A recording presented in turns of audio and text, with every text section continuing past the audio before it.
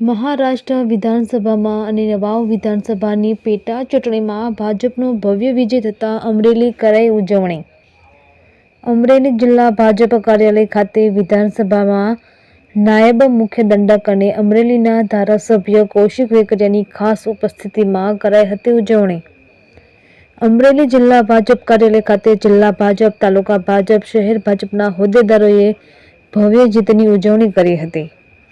ભાજપના કાર્યકર્તાઓએ ભારત માતા કી જયના નારા લગાવ્યા હતા અને ફટાકડા ફોડીને ભવ્ય જીતની ઉજવણી કરી હતી।